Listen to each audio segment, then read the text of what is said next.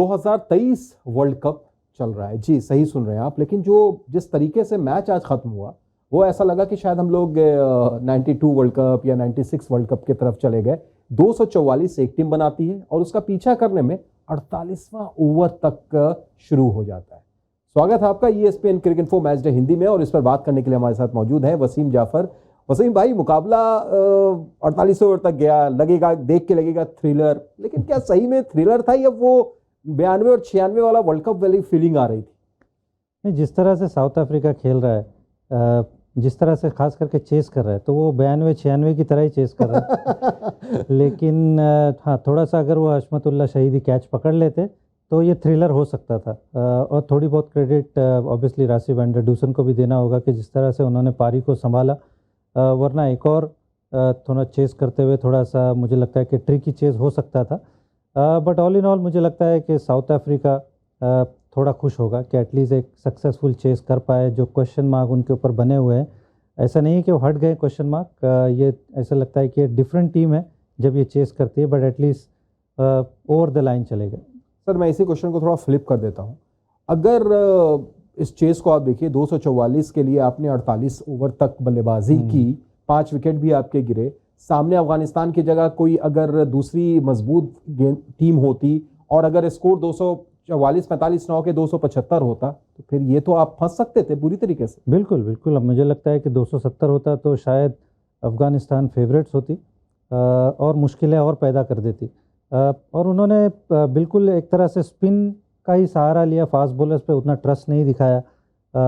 Azmatullah Umar जाई सिर्फ 1 over करते हैं, नवीन उल हक पहले 3 ओवर करते हैं और उसके बाद सीधे लास्ट में आते हैं, जो कि एक तरह से समझ में भी आता है कि ये स्ट्रेंथ भी है अफ़गानिस्तान की। लेकिन अगर थोड़े उनके बैटर अच्छी बैटिंग कर जाते, अगर उमर जाई का साथ दे जाते, जो ऊपर तीनों जो बैट्समैन थे उनको जो स्टार्ट मिला था, अगर वो कन्वर्ट कर देते तो मुझे लगता है कि साउथ अफ्रीका के लिए ये मुश्किल खड़ी कर देते आज। और सर, जो चेस किया साउथ अफ्रीका ने, जिसके आपने बोला भी अभी, पर बल्लेबाजी कर आप देखें, खासतौर से क्विंटन डी कॉक जिन्होंने शुरुआत अच्छी की, उनकी विकेट गिरती और ऐसा लगता है कि थोड़ी सी लाइन सी लग गई। तिम्बा बवुमा हमने देखा था वसीम भाई शुरू में कि जब उनको चोट लगी थी, वो भी पहले ओवर में ही जो गेंद के पीछे दौड़े थे, वो शायद हैमस्ट्रिंग में थोड़ा सा खिंचाव आया था। उसके बाद वो थ्रू आउट फील्डिंग करते रह गए, सिर्फ इसलिए कि क्या उनके जहन में यही चल रहा था कि अगर मैं फील्डिंग नहीं करूंगा तो शायद फिर ओपनिंग नहीं कर पाऊंगा, इस वजह से अपनी चोट को और थोड़ा बढ़ाते चले गए। मुझे ऐसे लगता है कि थोड़ा सा मैं भी सरप्राइज हूँ कि जब आपको लग रहा है कि आपको मार लगी हुई है फॉर एग्जांपल, तो आप शायद अंदर जा सकते हैं, थोड़ा ट्रीटमेंट ले सकते हैं और आपको ओपनिंग करने की भी ज़रूरत नहीं, क्योंकि ये इतना इंपॉर्टेंट मैच नहीं है। आपको सेमीफाइनल को नज़र में रखना चाहिए कि आप वहाँ पे अनफिट ना हो जाए। आप टीम के कप्तान हैं, तो मैं थोड़ा सा सरप्राइज हूँ क्योंकि सेमीफाइनल मैच इतना दूर नहीं है और आप वो मैच मिस नहीं करना चाहते हो। आप थोड़ा सा इंजरी में खेल के अपनी इंजरी बढ़ा सकते हो। तो जिस तरह से वो भाग रहे थे, जिस तरह से दौड़ रहे थे रन लेते हुए, थोड़ा सा मुझे लगता है कि क्वेश्चन मार्क तो बिल्कुल रहेगा। उसके अलावा लुंगी एंगिडी भी जो शुरू में जिस तरह से उन्होंने अपना ओवर फिनिश नहीं किया, तो ये 2 क्वेश्चन मार्क तो होगा। लेकिन विदाउट अ डाउट उनका फॉर्म भी एक वरी है तिम्बा बवुमा का, और अगर ये इंजरी हुई तो इतने बड़े मैच में कहीं ना कहीं थोड़ा सा टीम जो एक सेटल्ड यूनिट लग रही है, फिर से कुछ गड़बड़ हो सकती है। हालांकि मैच के बाद उन्होंने बोला कि कुछ भी हो जाए मैं उस सेमीफाइनल मैच के लिए अपने को ठीक करके रहूंगा, यानी खेलने के लिए वो बेताब है। 1 हफ्ता भी आपके पास है, वेडनेसडे को वो मुकाबला होना है। वो हम इसलिए भी कह रहे हैं कि अगर पाकिस्तान 287 से नहीं जीतता है तो वो मुकाबला कोलकाता में होगा वेडनेसडे को, तो टाइम आपके पास है। लेकिन इन सारी चीजों के बीच में अच्छी चीज साउथ अफ्रीका के लिए राशि की बल्लेबाजी, जिस अंदाज में उन्होंने खेला, मतलब विकेट गिर रही थी, अच्छी गेंदबाजी हो रही थी, फंस कर आ रही थी, पर वो भाई साहब जिनको कहा जाता है कि स्पिन के खिलाफ अच्छा खेलते हैं, दिखाया उन्होंने, साबित किया कि क्यों वो स्पिन के खिलाफ अच्छा खेलते हैं। जी हाँ, उनकी बैटिंग देख के ऐसा लगता है कि ऑब्वियसली वो थोड़ा सा स्वीप, रिवर्स स्वीप को प्रीफर करते हैं और ऐसे बड़े शॉट्स मारने की कोशिश नहीं करते जो उनके दूसरे बैट्समैन दिखाई देते हैं। चाहे वो हम क्विंटन डी कॉक की ही बात करें या डेविड मिलर की बात करें या हेनरी क्लासन की बात करें, माकरम भी फॉर एग्जांपल, जिस तरह से उन्होंने जो शॉट मारा बड़ा डिसअपॉइंटिंग वो शॉट था। लेकिन इनको हम उस तरह से नहीं खेलते हुए देखते हुए, टाइम लेते हैं, स्ट्राइक रोटेट करते हैं और एक अश्योर्ड प्लेयर लगते हैं, जो आपको ज़रूरी भी होता है कि एक मिडिल ऑर्डर में उस तरह का प्लेयर हो जो पारी को चलाए, लेकर जाए। और आज बिल्कुल वो काम बखूबी उन्होंने निभाया, अगर वो आउट हो जाते वहाँ पर तो मुझे लगता है कि चेस में साउथ अफ्रीका फिर से गड़बड़ा जाती। सर अब थोड़ा सा पीछे चलें और इस पूरे टूर्नामेंट की बात करें। हम अफगानिस्तान के लिए इस मैच में भी देखिए क्या जज्बा उन्होंने दिखाया है। आप एक टाइम पर 116 पर 6 रहते हैं, 170 पर 7 हो जाते हैं, 160 पर इनफैक्ट, और वहां से 244 स्कोर बनाते हैं, फाइट दिखाते हैं, जज्बा दिखाते हैं, और फिर गेंदबाजी में भी साउथ अफ्रीका जैसी टीम को आखिरी लम्हों तक आप परेशान करते हैं। क्या कहेंगे इस पूरे कैंपेन पर, 4 जीत इस वर्ल्ड कप में अफगानिस्तान की?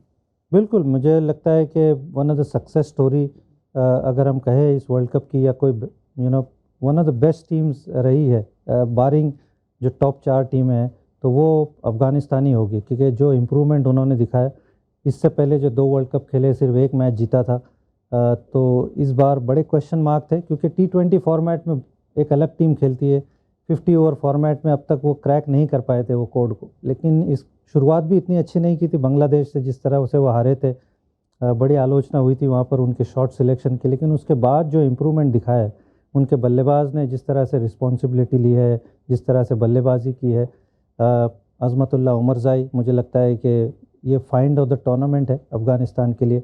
रहमत शाह जिस तरह से कंसिस्टेंटली रन बनाया, कप्तान ने जिस तरह से रिस्पॉन्सिबिलिटी ली, उन पर भी बड़ी आलोचना हुई थी। तो मुझे लगता है कि ऑल इन ऑल एक सक्सेस रहा है ये टूर्नामेंट उनके लिए।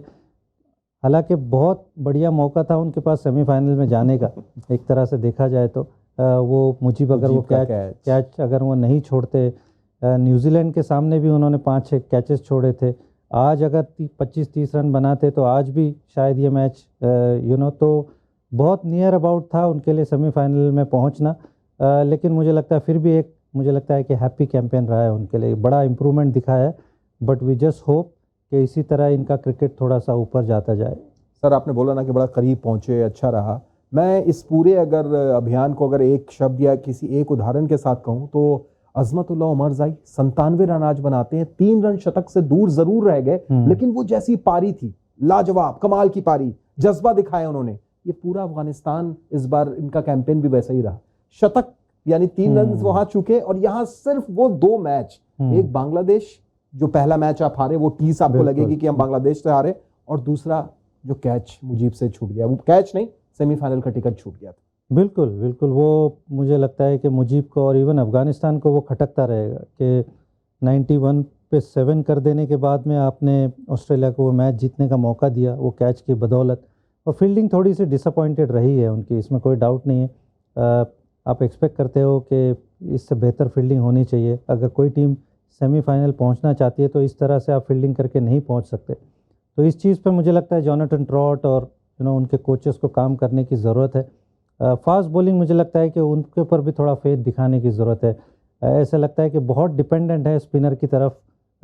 आज भी अगर हम देखें तो सिर्फ 4 ओवर फास्ट बॉलर ने कराए थे। अगर हम पहले 45 या 40 ओवर की बात करें तो सिर्फ 4 ओवर बॉलिंग किए थे। तो उस तरफ भी थोड़ी सी नज़र रखनी होगी कोचेस को, और उनको जैसे आगे बढ़ना है। शायद मोहम्मद नबी का आखिरी वर्ल्ड कप का मैच ये हो सकता है, तो उस लिहाज से मुझे लगता है कि उनके पास वो मौका था ये टूर्नामेंट को और सक्सेसफुल बनाने का।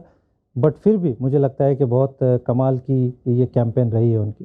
बेशक, और जो बात आपने कही बिल्कुल थोड़ा सा बढ़ाते हुए मैं ख़त्म करूं कि पिछले मैच में फजल हक फारूकी नहीं खेले, इस मैच में फजल हक फारूकी नहीं खेले। वो गेंदबाज जिसने श्रीलंका के खिलाफ 4 विकेट लेकर प्लेयर ऑफ द मैच का खिताब जिसने जीता था, आपने उसको बाहर रखा, और वो रहते तो क्या पता उस मैच में भी ऑस्ट्रेलिया के खिलाफ भी और आज भी कुछ अलग चीज होती। लेकिन सर जो पॉइंट्स टेबल हम देख रहे हैं वो एक चीज बता रही है, वो ये बता रही है कि अगर आप नीचे से देखें, नीदरलैंड, श्रीलंका, बांग्लादेश और इंग्लैंड, ये चारों टीम अभी भी चैंपियंस ट्रॉफी में जाएंगी या नहीं जाएंगी, क्वेश्चन मार्क लगा हुआ है। पर अफगानिस्तान इनसे ऊपर पहले ही अपना जो बर्थ है वो पूरा कर चुका है। तो ये कितना पॉजिटिव इनके लिए कि इंग्लैंड जैसी टीम नीचे है, श्रीलंका, बांग्लादेश जिनको एशिया का सुपर पावर बोला जाता है, वो इनसे नीचे है और आप पहले ही पहुंच चुके हैं।